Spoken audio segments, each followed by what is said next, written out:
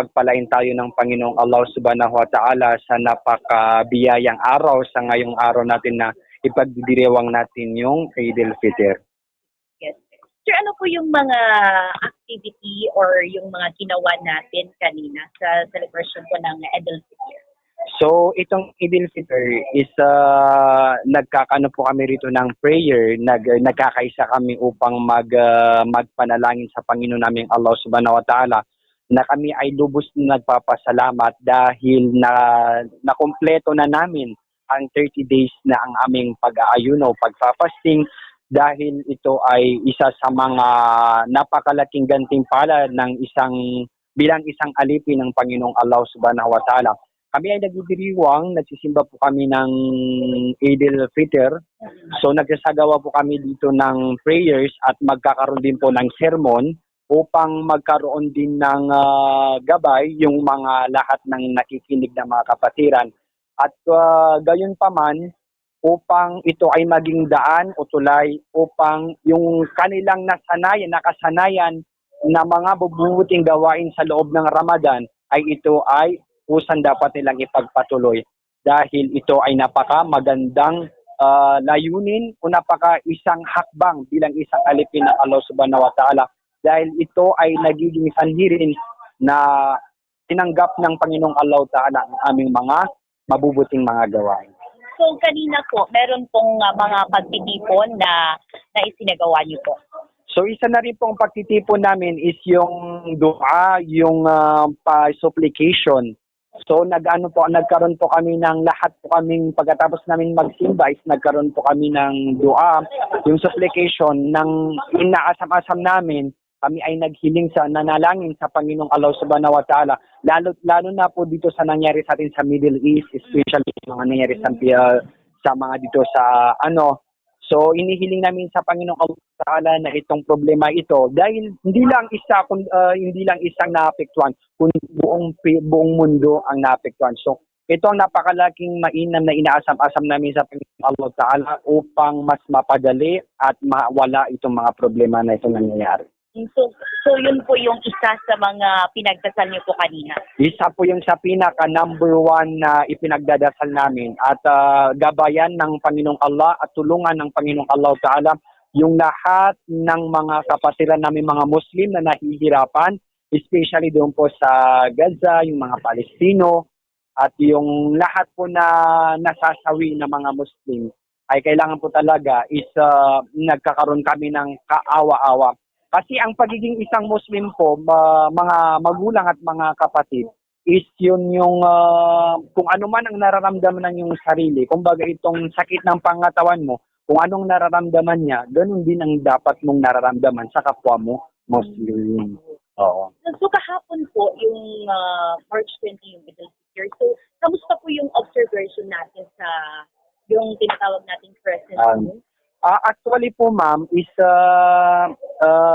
nung dineclare po sa Malacanang na ang holiday is Friday.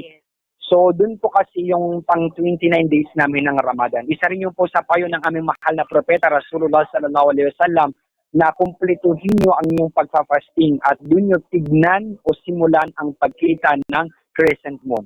Kapag ito ay makita ninyo, ay isidiriwang na yung Eid al-Fitr. Kapag hindi naman ito nakita o nabigo tayo ay magsasagawa ng festa ng Eid al-Fitr sa araw ng Sabado. So, kamusta po yung observation nyo? So, nabigo po kami, hindi namin po nakita. The other countries naman po, sa Saudi Arabia at sa ibang mga country din na nung last Friday is nagsimula rin sila. Kasi nauna po sila. Kasi yung is nakita din nila yung buwan, kaya nakapagsimula sila. So, nauna sila ng isang araw. So, nahuli rin kami ng isang araw.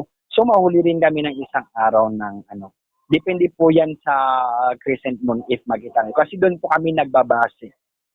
So kanina talaga pong... Wala pong Pero ngayong nung this Saturday, nung kagabi ng mga 7 p.m. is nakita po talaga yung crescent moon. So ito po yung senyales. Senyales na itagdidiwang na o dumating na ang kabanal-banal na buwan na Idil Fitr. Aside po sa pagdarasal kanina, ano pa po yung mga isinagawa niyo? Aside po sa pagdarasal is ito pagse-celebrate, yung bawat isa ay nagkakaisahan. Kaya nga po tinawag dito is Idil Fitr is feast of sacrifice. So mag-ano ay feast of yung more on kumakain tayo ng pagkain. Kaya nga sa pagtitiis ng pagpapas, hindi pagkakain, hindi umiinom. So di rin to kami nagpapasalamat sa Panginoong Allah Ta'ala na pwede na kaming kumain, pwede na kami mahintulad. Sa tagal-tagal na hindi rin kami nakakain ng sa umaga, itong kapag may araw, is kaya na namin kumain dahil napakalaki po tong biyaya. So nagsasalo-salo ang bawat pamilya, meron din sa mga kamag-anak, yung mga kaibigan, naghihingi kami ng kapatawaran, kung meron kami nagawang kasalanan sa bawat isa at pusa po kaming nagbibigay ng kapatawaran sa bawat isa. Mga ilang days po kayo na hindi po kumain na Nag-fasting, 29 to 30 days ma'am, pero sa itong buwan na to is na kompleto namin yung 30 days. So ngayon pwede na po kayong kumain? Pwede na po kaming kumain. Oo. Sa palubos ni Apo, mayat kami nga mga. Mayat kayo mga. Hindi urian yan. Urayan yan. Ang MX at DJ, prohibited kanya may kasla pork, madi talaga DJ. So ngayon, tapos na po yung pagdarasal, yung mga iba po nag-uuwi na.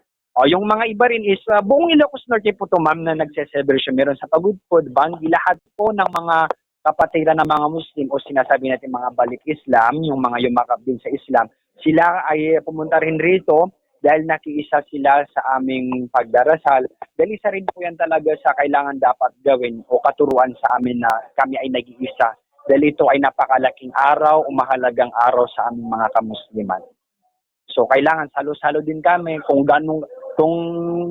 gusto namin sumaya, ganun rin dapat sa ibang mga kapatid namin mga kamuslim. Sir, sa ngayon makakasama po natin si Bombo Roger Lopez. Bombo Roger, naday follow up mo kay Mr. Abidin. Go ahead. Yes, maraming salamat Bombo Cristel. Magandang araw po, Sir Abidin. Tanong ko lang sir kasi maraming nagtatanong ngayon. Sa inyong as a Muslim po sir, para sa hindi pa pamilyar, maaari po bang ipaliwanag ninyo kung ano ang kahalagaan ng Idil Fitr sa Islam? Apo Abidin, sir. Ang kahalagan po sa amin sa Idil Fitr is yung kasi aside po sa bilang isang katuruan namin, ang kahalagan po ito is dito po namin na nakikita o nagkakaisa. Dahil ang katuruan po is yung pagkakaisa talaga. Kasi every kami po ay nagsisimba, hindi kami nagkakapagkita yung mga iba namin mga kapatid na mga Muslim. Dahil dito lang sa malaking araw talaga is doon kami nakakapagkita at nakakasalamuha. Yung sa tagal-tagal na hindi namin nami-meet o nakikita dahil sa malalayong lugar, nang dahil sa pamamagitan ng Idil Fitr is dito namin nararanasan yung hindi namin nararanasan sa loob ng isang taon. Kumbaga, ito lang pagkakataon para magkakasama-sama po kayo. Sir. At ito rin yung opportunity para makapaghingi kami ng isa't isa o harap-harapan na pagkakawad. Okay, sir.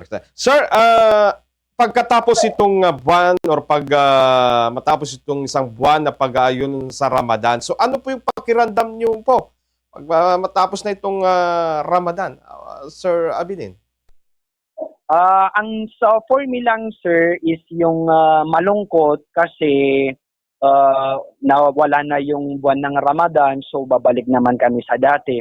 Yung pagtitimpi ng hindi pagsasabi ng mga masasama o yung pagbabiting, sa lahat po yan tinitiis namin. Aside po sa pagkain talaga, is number one na itinuturo sa amin ng buwan ng Ramadan is yung lahat ng kabutihan at yung pagbawal ng mga masasama.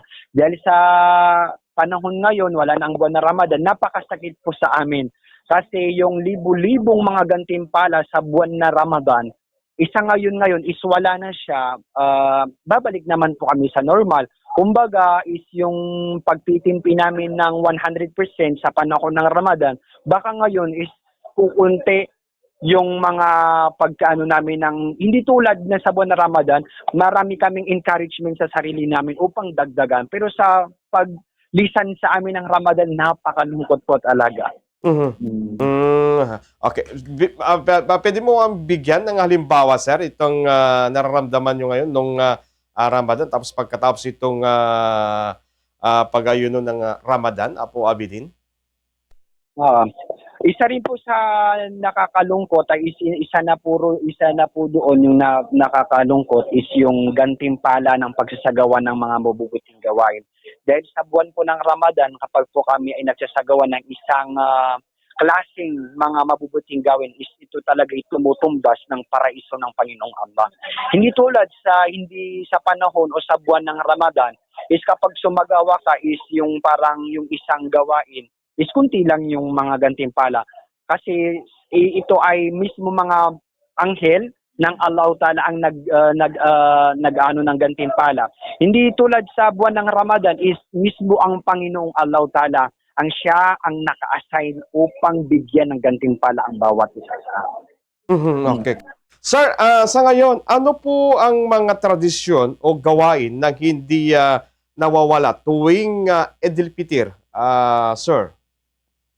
Ay isa na rin po yun yung pagdarasal kasi kabilang po yan sa aming 5 pillars of Islam, ang prayers. Hindi po talaga nawawala yung pagsasagawa ng kabutihan, yung pag-iwas ng mga kasalanan. Yan po talaga is hindi lang sa Eid al-Fitr namin sinasagawa, kundi sa buong buhay po namin yang sinasagawa. Okay. Sir, sa ngayong taon, may pagbabago ba pagbabago ba sa paraan ng inyong pagdiriwang, Sir Abidin? Ano po yan, sir? Sa ngayong taon, sir, meron bang pagbabago sa paraan ng inyong pagdiriwang ngayon, taon? Wala naman po, yung tulad din ng dating mga pagdiriwang namin is ganun rin po talaga na yun nga lang naiiba lang ito sa depende po sa bawat isa kasi yun nga yung meron din sa atin is hindi rin tayo pare-parehas ng anggulo sa buhay. So doon rin nagkakaiba ng sa panahon talaga. Okay. Sir, ngayon, ano po yung mensahe ninyo sa mga Pilipino, lalo na sa mga hindi Muslim, tungkol sa diwa ng Eid al-Fitr? Go ahead po, Sir Abidin. Ang mabibigay ko lang mensahe sa mga kapatid ko mga Muslim, so pagpalain tayo ng Panginoong Allah Ta'ala, yung natutunan natin sa loob ng Ramadan, sa loob ng 30 days, so wag po natin ito kusang iwan. Ito ay nag-practice tayo na gumawa ng kabutihan na isabuhay natin. Kahit hindi buwan ng Ramadan, yung itinuro sa atin ng mga mabubuti at yung pag-iwas ng mga masasama is ituloy-tuloy na natin yan. Dahil isa rin yan sa mga sign, katanggap-tanggap ang ating mga gawaing kabutihan. So wag tayong mawala ng pag-asa dahil dito rin din tayo mahuhulog kasi kung gaano mo pinangalaga ng iyong relihiyon, ganun ka rin pangalaga ng iyong Panginoon. Sir, maraming salamat po sa inyong pagbabahagi. Naway magsilbing inspirasyon ang diwa ng Eid al-Fitr sa pagkakaisa. Maraming salamat. Mabuhay po kayo, Sir Abidin.